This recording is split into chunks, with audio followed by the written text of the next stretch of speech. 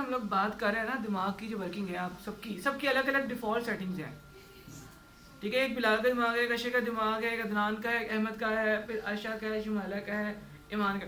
इस सारों के दिमाग की डिफ़ॉल्ट सेटिंग का मतलब वो सेटिंग्स हैं जिनके ऊपर आपने अभी तक की उम्र में जो जो काम जैसे किए हैं ना, उसके लिहाज से दिमाग का चलने का एक पैटर्न बन जाता है। ठीक है, जैसे कि आपके पास एक साइकिल है, आपकी साइकिल आप अपने अंदाज से चलाते हो, वही साइकिल कोई दूसरा बंदा या आपका भाई भी चलाएगा, वो अपने अंदाज से चलाएगा। या आप समझ लें बाइक्स हैं, मेरे पास अपनी बाइक है, मेरे वाले साहब की भी बाइक है। दोनों अगर एक कंपनी की ही हो और एक मॉडल की ही हो, सब कुछ सेम टू सेम हो, लेकिन अगर दो बंदे चला रहे हैं ना, तो मैं जैसे ही अपने वाले साहब की बाइक में बैठ के चलाने की कोशिश करूँगा तो मुझे महसूस हो जाएगा कि ये बाइक किसी और के इस्तेमाल में है। ठीक है, उसके साथ मैं क्या उसने तरीके से इंटरेक्ट नहीं कर पा रहा, क्योंकि मेरा दिमाग उसके पैटर्न को समझता है। ठीक है, इसी तरह हमारा दिमाग भी एक पैटर्न बना चुका होता है, हमारे हंसने का, हमारे मजाक करने का, हमारे चलने का, हमारे सोचने का एक डिफ़ॉल्ट सेटिंग बन चुकी होती है। कोई भी सिचुएशन आएगी, आप उस सेटिंग के लिहाज से रिएक्ट करोगे। ठीक है, अभी मैं आपको एग्जांपल देता हूँ। मैंने एक बात पूछी, बिलाल ने उसका आंसर दिया। अब अदनान और उमर बैठे हुए थे, और भी बच्चे बैठे हुए थे। उनमें से मैं आपको बता सकता हूँ कि उमर के दिमाग ने उसके लॉजिक को ज़्यादा परसीव किया होगा। समझ लें कि 100% में से 90% उसने बिलाल की बात को पिक कर लिया होगा। अदनान ने कोई 70% किया होगा, 25% निगलेक्ट किया होगा। और अहमद की डिफ़ॉल्ट सेटिंग इस तरह की थी, वो तकरीबन कोई 5 से 10% ही पिक कर सका है उस सेटिंग्स में से, और बाकी सारा डाटा उसके दिमाग ने छुआ तक नहीं, निकाल दिया। सेम क्लास में सेम जगह पे एक जगह पे बैठे हुए थे, और अहमद का डिस्टेंस बिलाल से और भी करीब था। ठीक है, अदनान और उमर के मुकाबले में। Why this happen? बिकॉज जैसे ही बिलाल ने बात शुरू की, अहमद का दिमाग की जो एक परवरिश हुई है, एक दिमाग की सेटिंग है, उसने सोचा है कि मैंने इसका मजाक उड़ाना है। इस बात में कोई ऐसी बात जिसमें मैं कोई बात लगा के उसको अपोज कर लूँ, उसकी अप्रोच ये थी, 100% ये थी। तो वो बिलाल की बात को समझने की कोशिश ही नहीं कर रहा था, तो वो उसको कैसे एक्सप्लेन कर सकता है, कैसे बता सकता है?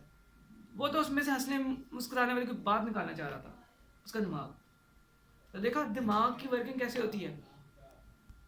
एक बच्चे ने चीज़ को अचीव कर लिया, दूसरे बच्चे ने अपने मकसद के लिए जो चीज़ इस्तेमाल की, उसकी वजह से जाहिर सी बात दिमाग दो काम नहीं कर सकता, वो उसके बाद भी सुन ले पूरी तरीके से और मजाक उड़ा रहे, क्योंकि दिमाग की अब 100% वर्किंग जो है उसके मजाक उड़ाने पर, कोई बात अच्छी निकले जिसके मैं मजाक उड़ाऊँ। सोचना वो समझना वो चाहता ही नहीं था।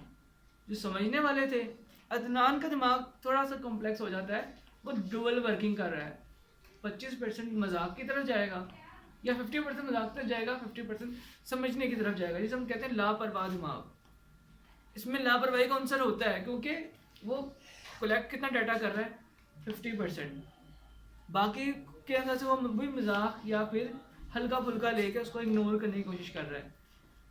अगर ये आपके दिमाग की सेटिंग है, तो ये आपके हाथ में है कि आप अपने दिमाग की सेटिंग्स को चेंज कर सकें। लेकिन ये तभी होगी जब कोई दूसरा बंदा आपको बताए कि बेटा आपकी दिमाग की सेटिंग ये है, वरना तो दिमाग कभी आपको पढ़ने नहीं देगा कि मैं कैसे काम करता हूँ। दिमाग देखो ना, आप सोचते हो मैं कर रहा हूँ, वो असल में कौन काम कर रहा है? दिमाग कर रहा है। और ये चीज़ें जिस तरह दिमाग काम करता है, ये पैटर्न होते हैं, इन्हें हम कंप्यूटर की लैंग्वेज में एल्गोरिदम कहते हैं।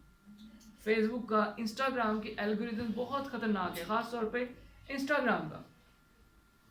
लड़का इस्तेमाल कर रहा है तो उसे खींच खींच के लड़कियों की तस्वीरें ला के दिखाएगा, न्यूडिटी की तरफ लेकर जाएगा, और देखेगा कि एज कौन सी एज का है ये, उस लिहाज से वो क्या चीज़ें अट्रैक्ट करता है।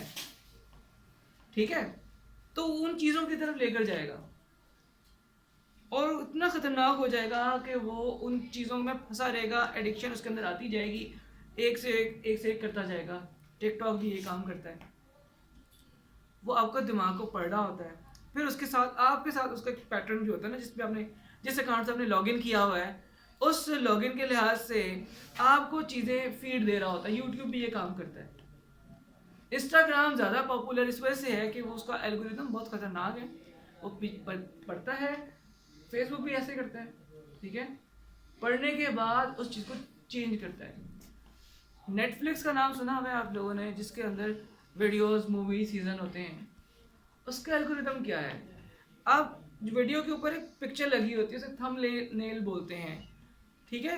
यानी कि कोई मूवी है, कोई वीडियो है, उसके लिहाज से कोई उसका बेस्ट सीन, ताकि जैसे आप देख रहे हो अच्छा ये सीन अच्छा लग रहा है, इस मूवी को प्ले कर लेते हैं। उसके बारे में जब मैंने रिसर्च की तो मुझे पता चला कि नेटफ्लिक्स का एल्गोरिदम वन स्टेप अहेड, आगे, वो थंबनेल भी चाहे चेंज कर रहा है बंदों के हिसाब से। अगर एक मूवी है, एक्शन मूवी है, मतलब कोई ऐसी एक्शन मूवी है